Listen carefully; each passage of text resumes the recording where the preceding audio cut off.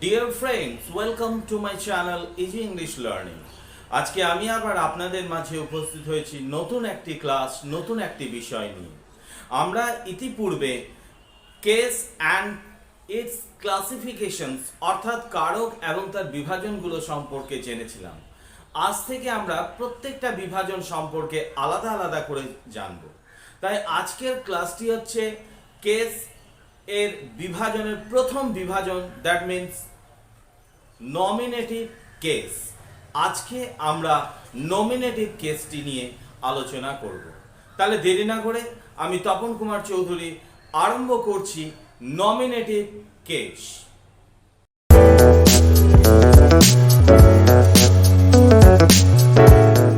তাহলে আজকের আলোচনা আরম্ভ করছি নমিনেটিভ কেস। নমিনেটিভ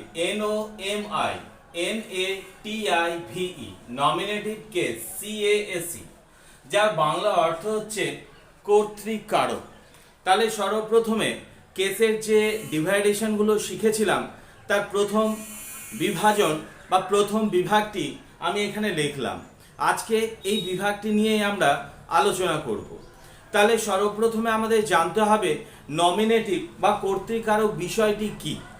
তাহলে দেখবেন বাক্যে একটি ভার্ব অবশ্যই ব্যবহৃত হয়ে থাকে। এবার সেই ভার্ব অর্থাৎ ক্রিয়াটি কে সম্পন্ন করছে বা কারা সম্পন্ন করছে, যে উত্তরটি পাবো সেটাই হবে নমিনেটিভ কেস। অর্থাৎ বাক্যের কর্তাই হচ্ছে নমিনেটিভ কেস। বাক্যের সেই কর্তাটি নাউনও হতে পারে অথবা নাউনের মতো ব্যবহৃত কোনো শব্দ অর্থাৎ প্রোনাউনও হতে পারে। তাহলে চলে আসি নমিনেটিভ কেস কাকে বলে, সেই ডেফিনেশনটি আপনাদের সামনে আমি লিখে নিচ্ছি।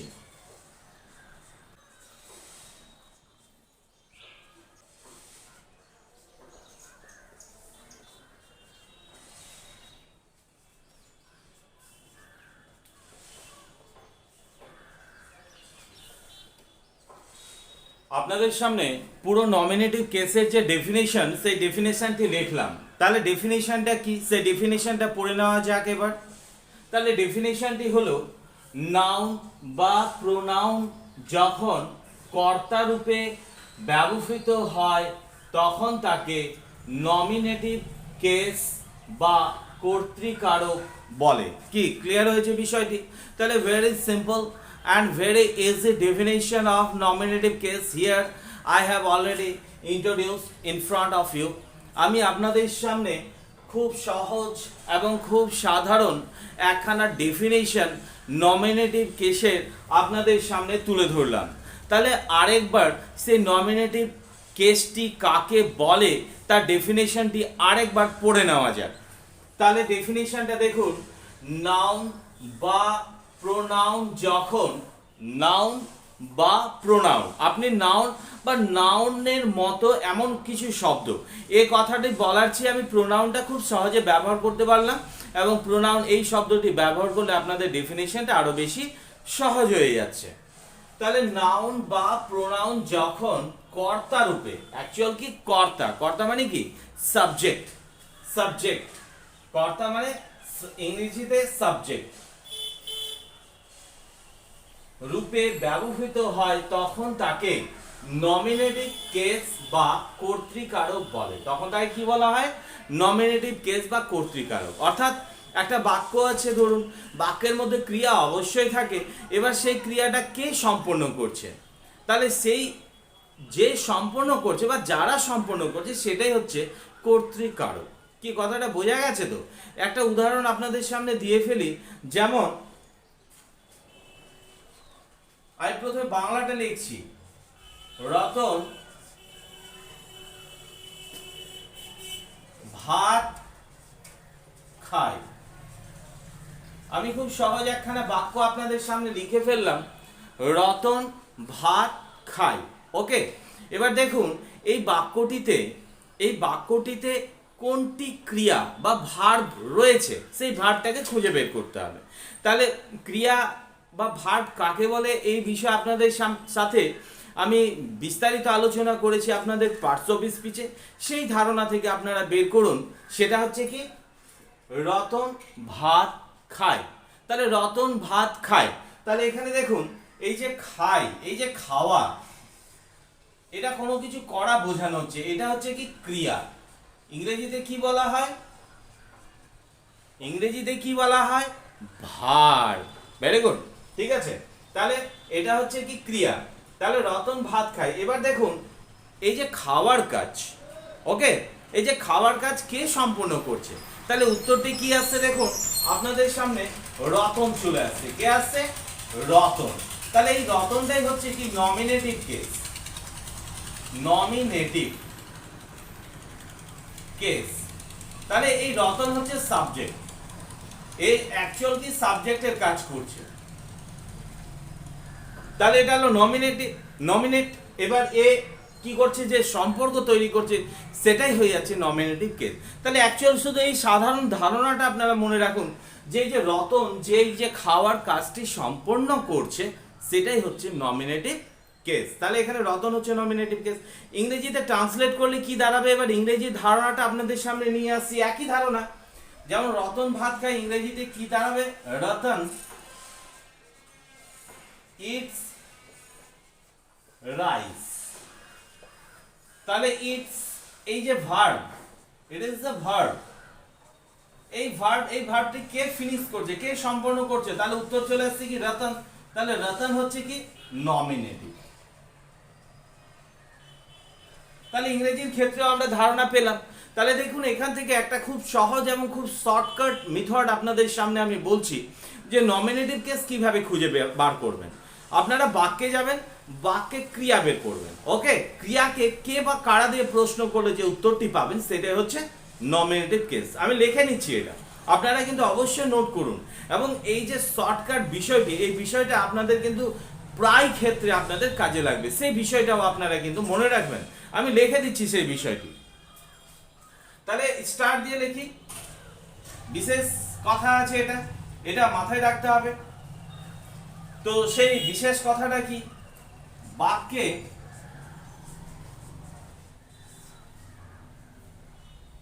ভার্ব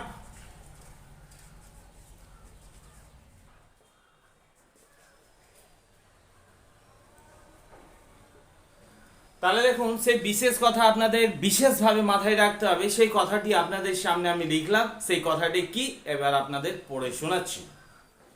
বাক্যে ভার্ব, বাক্যে ভার্ব বা ক্রিয়াকে কে বা কারা দিয়ে, কে বা কারা দিয়ে, তার মানে ইংরেজিতে এটা দাঁড়াবে কে বা কারা, ইংলিশ হু। কে বা কারা দিয়ে প্রশ্ন করলে যে উত্তরটি পাওয়া যায়, সেটি কর্তৃকারক বা নমিনেটিভ কেস। অ্যাকচুয়াল যে উত্তরটি পাওয়া যায় সেটা কিন্তু সাবজেক্ট, এবং তার যে সম্পর্ক সেটা হচ্ছে নমিনেটিভ কেস। আমি বোঝার সুবিধার জন্য সেই জটিলতা বিষয়ে আমি না গিয়ে আমি প্লেনলি আপনাদের বোঝানোর চেষ্টা করছি, যে কর্তা যেটা রয়েছে সেটি নমিনেটিভ কেস। সম্পর্কটা পড়ে আসছে আপনাদের বাংলায় যখন যাবেন আপনারা কারক কারক এবং তার বিভক্তি, তখন বিষয়টি আরো বেশি পরিষ্কার হয়ে যাবে। শূন্য বিভক্তি, এ বিভক্তি, তে বিভক্তি ইত্যাদি। কিন্তু আমাদের যে মূল বিষয়, যে বিষয়টি আমরা জানতে চলেছি, সেটা হচ্ছে নমিনেটিভ কেস। নমিনেটিভ কেস মানে হচ্ছে কর্তৃকারক, তার মানে এখানে একটা সম্পর্ক আছে, সম্পর্ক করতে গেলে বিভিন্ন রকম বিভক্তি হয়। ইংরেজিতে আমরা ডাইরেক্ট সাবজেক্ট বিষয়টিতে চলে আসলাম, নমিনেটিভ কেস মানে সাবজেক্ট। তাহলে সাবজেক্টটা কি?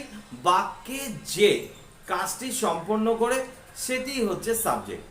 বিশেষ কথাটা কি সেটা আমি এখন লিখলাম এবং আপনাদের সামনে বললাম। তাহলে বিশেষ কথাটা হচ্ছে বাক্যে ক্রিয়া খুঁজে বের করতে হবে, এবং ক্রিয়াকে কে বা কারা অর্থাৎ হু দিয়ে প্রশ্ন করলে যে উত্তরটি পাবেন, সেটাই হচ্ছে নমিনেটিভ কেস।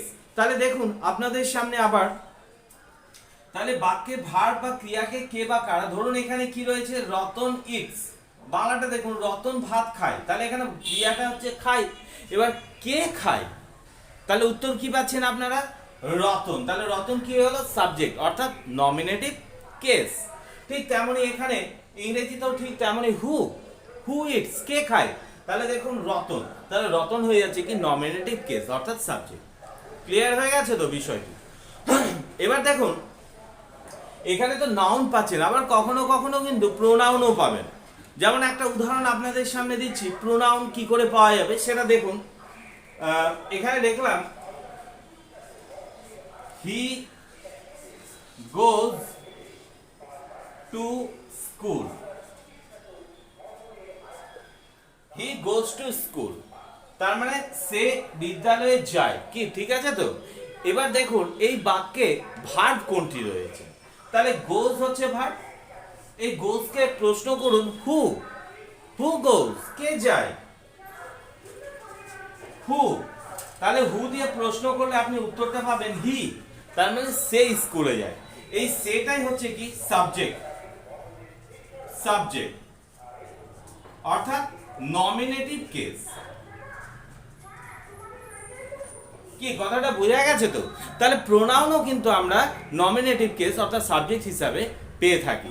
তাই যখন ডেফিনেশন লিখেছিলাম তাই নাউন বা প্রোনাউন কথাটা আমি লিখেছিলাম।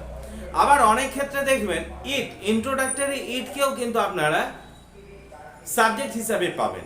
সেক্ষেত্রে ইটের কিন্তু নিজস্ব কোনো অর্থ হয় না, ও শুধু বাক্যের আরম্ভ অর্থাৎ সূচনা করার অর্থে ব্যবহৃত হয়ে থাকে। আমি ইন্ট্রোডাক্টরি ইট অ্যান্ড দেয়ার ক্লাসটি যখন করাবো তখন ইন্ট্রোডাক্টরি ইট অ্যান্ড দেয়ার এই বিষয়টি আপনাদের সামনে আরো পরিষ্কার হয়ে যাবে। তাহলে এখানে একটু ইট নিয়ে আপনাদের যে নমিনেটিভ কেসে ইট কিভাবে সাবজেক্ট হিসেবে ব্যবহার হচ্ছে সেটার একটা উদাহরণ কিছু কথা আপনাদের সামনে আমি বলছি। তাহলে এই বিষয়টি আপনাদের সামনে এখন মুছে দিচ্ছি।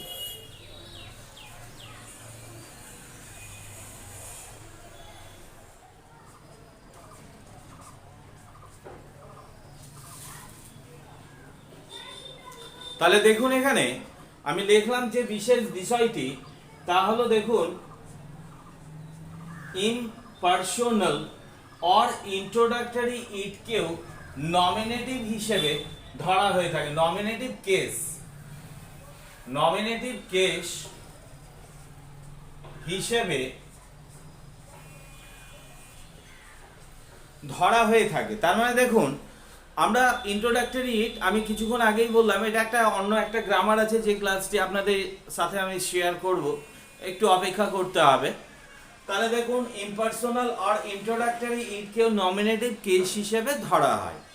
তার মানে ইট, এক্ষেত্রে কি হবে শুধু এতটুকুই মাথায় রাখেন যে ইটের, ইট মানে কি ইহা বা এটি, কিন্তু এক্ষেত্রে ইটের নিজস্ব কোনো অর্থ থাকবে না।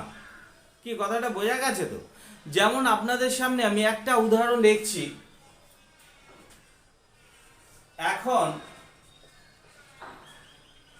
শীতকাল, এখন শীতকাল। দেখুন এই বাংলাতে কোথাও ইহা বা এটি কথাটি নেই, অথচ যখন ইংরেজিতে ট্রান্সলেট করব তখন কি দাঁড়াচ্ছে দেখুন, ইট ইজ উইন্টার নাও। তাহলে দেখুন আপনাদের সামনে এই বাংলাটির ইংরেজি ট্রান্সলেট করলাম। তাহলে দেখুন এখনের জন্য নাও হয়েছে, শীতকালের জন্য উইন্টার হয়েছে, আর এখন হয় শীতকাল অর্থাৎ হয় ভার্বটি উজ্জ আছে বলে ইজ বসেছে, কিন্তু ইটটা কোথায় থেকে আসলো? তার মানে দেখুন এইটের নিজস্ব কোনো অর্থ এখানে নেই, আছে কি? কেন যে এখানে এখন শীতকাল, ইহা বা এটি কথাটি তো নেই, অথচ ইট শব্দটি আমরা ব্যবহার করেছি, কি তাই তো? কিন্তু ইটের নিজস্ব কোনো অর্থ নেই, শুধুমাত্র এই অর্থগুলোর প্রকাশ করছে। অথচ দেখুন এই বাক্যটি ভার্বের প্রথমে কিন্তু ইট বসেছে এবং ইট কিন্তু এখানে নমিনেটিভ হিসেবে কাজ করছে। নমিনেটিভ, নমিনেটিভ, নমিনেটিভ হিসেবে কাজ করছে। এখানে যদি বলেন এখন হয় শীতকাল, কি হয়, তাহলে সেক্ষেত্রে অবজেক্ট চলে আসছে। এখানে দেখুন ইট ইজ উইন্টার নাও, কি হয়, এটি হয়, এখানেও অবজেক্ট আসছে, কিন্তু যেহেতু ভার্বের প্রথমে এটি বসেছে তাই এটি সাবজেক্ট এবং এখানে এটি নমিনেটিভ হিসেবে কাজ করছে। আশা করি ক্লিয়ার হয়ে গেছে। এই ধারণাটা যদি অসম্পূর্ণ থাকে আপনাদের মনের মধ্যে, আরো কতগুলো ক্লাসের মাধ্যমে এই ধারণাটা আপনাদের সামনে পরিষ্কার হয়ে যাবে।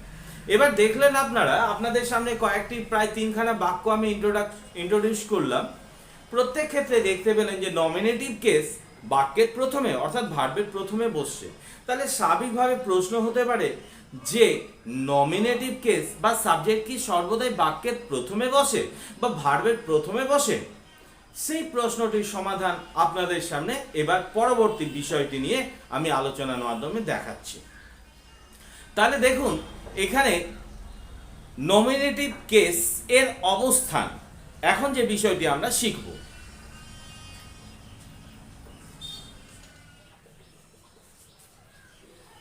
নমিনেটিভ কেসের অবস্থান, তাহলে এবার নমিনেটিভ কেসের অবস্থানটা আমরা জানবো।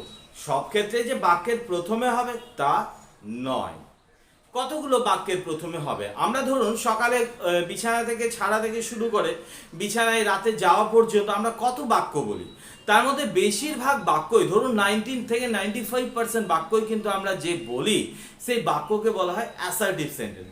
এই সমস্ত বিষয়গুলো আবার পরবর্তী ক্লাসগুলোতে আলোচনা হবে। প্রত্যেকটি কিন্তু গ্রামার একটির সাথে আরেকটি সম্পর্কযুক্ত, তাই প্রত্যেকটি ক্লাস আপনাদের জন্য গুরুত্বপূর্ণ ইংরেজিটাকে সমৃদ্ধ করার জন্য। এবার ধরুন অ্যাসার্টিভ সেন্টেন্সে বা বর্ণনামূলক বাক্যে বা বিবৃতিমূলক বাক্যে এটি ভার্বের প্রথমে বা বাক্যের শুরুতে বসবে নমিনেটিভ কেস। নাম্বার 1, তাহলে লিখে ফেলি।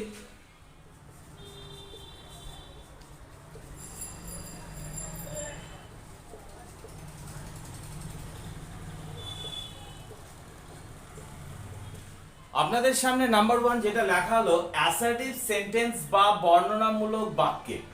অ্যাসার্টিভ সেন্টেন্স বা বর্ণনামূলক বাক্যে নমিনেটিভ কেসটি ভার্বের প্রথমে বসে। কার প্রথমে বসে? ভার্বের প্রথমে। তার মানে ভার্বটা হচ্ছে আপনার একটা নির্দিষ্ট মাইলস্টোন বা ল্যান্ডমার্ক। একটা বাক্যের ল্যান্ডমার্ক হচ্ছে এক্ষেত্রে একটা ভার্ব। এবার ভার্বের প্রথমে অ্যাসার্টিভ সেন্টেন্স বা বর্ণনামূলক বাক্যে কিন্তু নমিনেটিভ কেস বসবে। যেমন কিছুক্ষণ আগে যে উদাহরণগুলো দিলাম সবগুলোই কিন্তু অ্যাসার্টিভ সেন্টেন্স এবং সেগুলো ভার্বের প্রথমে বসেছে। যেমন আরেকটা এখানে উদাহরণ লিখলাম, তাহলে রাজু পেইন্টস আ পিকচার। পেইন্টস হচ্ছে ভার্ব, এই ভার্বের প্রথমে বসেছে এই নমিনেটিভ। নমিনেটিভ এই ভার্বের প্রথমে বসেছে। তাহলে এক্ষেত্রে অ্যাসার্টিভ সেন্টেন্সে আমরা দেখতে পেলাম যে ভার্বের প্রথমে বা বাক্যের শুরুতে, বাক্যের শুরু সব ক্ষেত্রে ধরা যাবে না, সেটা সর্বক্ষেত্রেই নয়, কিন্তু এটা নিশ্চিত যে ভার্বের প্রথমে নমিনেটিভ কেসটি বসবে। তাহলে অ্যাসার্টিভ সেন্টেন্সের ক্ষেত্রে কার প্রথমে বসছে? ভার্ব এর প্রথমে। এবং এখানে রাজু নমিনেটিভটি ভার্ব পেইন্টস ভার্বের প্রথমে বসেছে। কি ঠিক আছে? তো চলে আসি নাম্বার 2 নম্বর অবস্থানে। আমি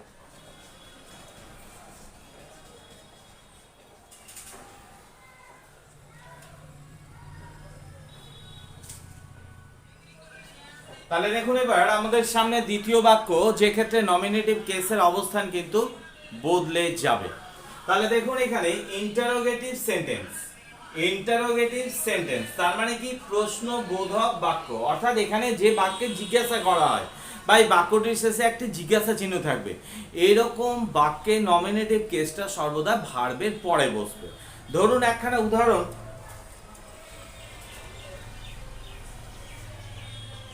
Do you go to market? জিজ্ঞাসা চিহ্ন। Do you go to market? তুমি কি বাজারে যাও? Do you go to market? এখানে দেখুন ইউ এই যে শব্দটি রয়েছে, অর্থাৎ কে বাজারে যায়, তাহলে এটা হচ্ছে কি? সাবজেক্ট অথবা নমিনেটিভ কেস। কি কথাটা বোঝা গেছে? তো এবার ইউ এই যে ভার্ব, এই যে নমিনেটিভ কেসটি রয়েছে দেখুন ডু, এই ডু এর পরে বসেছে। ডু মানে কি? এখানে একটা ভার্ব, যদিও এটা হেল্পিং ভার্ব, কিন্তু আমি এটাকে জটিল করছি না আপনাদের সামনে, আমি শুধুমাত্র ভার্ব বিষয়টি লিখছি। তাহলে দেখুন ডু ভার্বের পরে কিন্তু বসেছে, ডু ভার্বের পরে বসেছে, অর্থাৎ ভার্বের পরে বসেছে। সেক্ষেত্রে আপনারা যে কোনো ধরুন যে জিজ্ঞাসামূলক বাক্য বা ইন্টারোগেটিভ সেন্টেন্স নেবেন, ওখানে দেখবেন যে আপনার সেই সাবজেক্টটি বা নমিনেটিভ কেসটি ভার্বের পরে বসছে, যেটা কি অ্যাসার্টিভ সেন্টেন্সে ভার্বের পূর্বে অর্থাৎ প্রথমে বসছিল, এবার কিন্তু ভার্বের পরে বসছে। কি কথাটা বোঝা গেছে তো? তাহলে এই হচ্ছে দ্বিতীয় অবস্থান নমিনেটিভ কেসের। এবার তৃতীয় অবস্থান আপনাদের সামনে বলছি, এটা একটু ইন্টারেস্টিং। নাম্বার 3,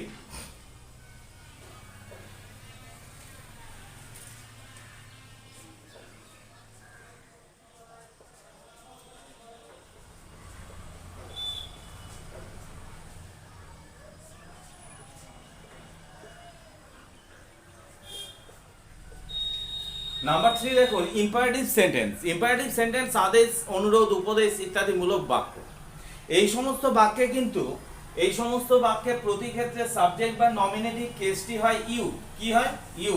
তার মানে ইউ এর মাধ্যমে কি বোঝানো হয়? তুই, তুমি, তোরা, আপনি, তোমরা ইত্যাদি সমস্ত কিছুর জন্য ইউ ব্যবহার হয় ঠিক, কিন্তু কিন্তু সেটি উজ্জ থাকে, উহ না, কিন্তু উহ উচ্চারণ হবে না, এটা হবে উজ্জ। হর্ষ হয় জবলা, উজ্জ, উহ নয়, উজ্জ। ঠিক আছে, উজ্জ থাকে।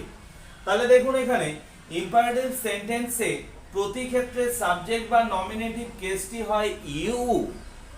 প্রতি ক্ষেত্রে কি হয়? নমিনেটিভ কেস ইউ হয়। রাম, শ্যাম, যদু, মধু, হি, সি, আই এগুলো হয় না, প্রতি ক্ষেত্রে কি হয়? ইউ হয়। কিন্তু ইউ দেখতে পাবেন না আপনারা, ইউ ভ্যানিশড। তার মানে বাক্যটা কেমন হয়? ধরুন সেখানে যাও, এরকম একটা বাক্য আছে আপনাদের সামনে, সেখানে যাও। তার মানে এখানে কি বলছে? তুমি সেখানে যাও, তোমরা সেখানে যাও। কি কথাটা ঠিক আছে তো? কিন্তু ইউ নাই, তুমি, তোমরা এখানে উল্লেখ করা হয়নি। এক্ষেত্রে এই বাক্যকে বলা হয় কি? Imperative sentence. এখানে সাবজেক্ট থাকবে না।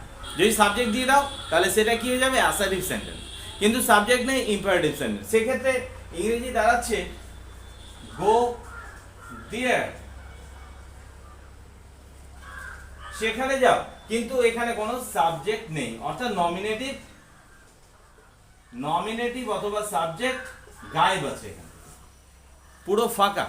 এখানে নমিনেটিভ বা সাবজেক্ট নেই, কিন্তু এই ক্ষেত্রে সাবজেক্টটি আমরা দেখতে পাচ্ছি না, কিন্তু এখানে লুকিয়ে রয়েছে, সেটা ভার্বের প্রথমে বা বাক্যের শুরুতে, কিন্তু এখানে কোনো রকম সাবজেক্ট ব্যবহার করা হয়নি।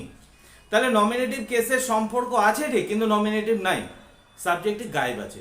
এটা হচ্ছে কিন্তু আপনাদের অদৃশ্য নমিনেটিভ কেস, যেটা আছে ইম্পারেটিভ সেন্টেন্সের ক্ষেত্রে। তাহলে এই কতগুলো অবস্থান আপনাদের কিন্তু জেনে রাখা প্রয়োজন। তাহলে নমিনেটিভ কেসের এই বিষয়গুলো আপনাদের সামনে যতগুলো জিনিস আপনাদের সামনে আমি আলোচনা রাখলাম, সব বিষয়গুলো অবশ্যই নোট করে নেবেন, আর 1-2 বার পড়ার পরে সেগুলোকে বোঝার চেষ্টা করুন, আপনাদের মাথায় বিষয়গুলো ঢুকে যাবে। কি কথাটা বোঝা গেছে তো? ওকে, নমিনেটিভ কেসের পূর্ণ ক্লাস আপনাদের সামনে আলোচিত হলো। আশা করি প্রত্যেকটি বিষয় আপনারা বুঝতে পেরেছেন এবং বিষয়গুলো খুব ভালোভাবে লক্ষ্য করুন এবং বোঝার চেষ্টা করুন। আমি নিশ্চিতভাবে বলছি আপনাদের যে এই বিষয়গুলো আপনাদের জানা থাকলে পরবর্তী ইংলিশ গ্রামারগুলো, যেগুলো বিষয় আমাদের অত্যন্ত গুরুত্বপূর্ণ, সেই বিষয়গুলো বোঝা আপনাদের পক্ষে অত্যন্ত সহজ হবে এবং আমার বোঝাতেও সহজ হবে এবং প্রত্যেকটা বিষয় আপনাদের কাছে খুব ইন্টারেস্টিং বলে মনে হবে। তাই আজকে যে নমিনেটিভ এই যে কেস, আজকে পুরো ক্লাসটি আপনাদের সামনে আমি আলোচনা করলাম। আমরা আবার পরবর্তী ক্লাসে পরবর্তী বিভাজন নিয়ে আলোচনা করব। আজকে আমার এই ক্লাসটি আপনাদের কেমন লাগলো অবশ্যই আপনারা কমেন্ট করবেন। ক্লাসগুলো আপনারা যদি নিয়মিত পেতে চান তাহলে অবশ্যই সাবস্ক্রাইব, বেল আইকন এবং লাইক বাটনটি প্রেস করবেন। আজকে আমি আমার এই ক্লাসটি এখানে সমাপ্ত করছি। আপনাদের সকলকে ধন্যবাদ। Have a nice day.